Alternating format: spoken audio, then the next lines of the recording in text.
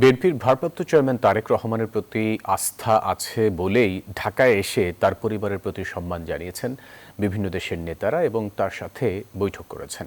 বুধবার রাত ৯টায় গুলশানে বিএনপি চেয়ারপারসনের কার্যালয়ে এসব কথা বলেন দলের স্থায়ী কমিটির সদস্য আমির খসরু মাহমুদ চৌধুরী। সার্কভুক্ত দেশগুলোর পররাষ্ট্রমন্ত্রীরা বেগম জিয়ার মৃত্যুতে ঢাকায় এসেছেন এবং তার পরিবারের প্রতি সহমর্মিতা জানিয়েছেন।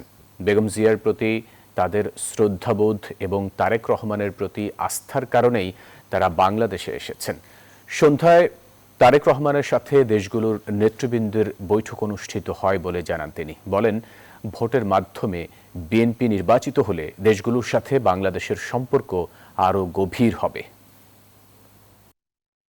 সবার বার্তা একটা হচ্ছে বাংলাদেশের সাথে আগামী দিনে একটা সুসম্পর্ক সবাই চাচ্ছে এবং তারেক রহমান সাহেবের নেতৃত্বের প্রতি তাদের আস্থা আছে বলেই ওনারা এতদূর ট্রাভেল করে এসে ওনার সাথে দেখা করে ওনার প্রতি পরিবারের প্রতি সহানুভূতি দিচ্ছে। সমস্ত দেশগুলো যে আস্থা রেখেছেন বিএনপির উপরে, ওনার তারেক রহমান সাহেবের নেতৃত্বে ওনার পরিবারের প্রতি যে সম্মান দেখিয়েছেন, এটা তো বাংলাদেশের জন্য সম্মান।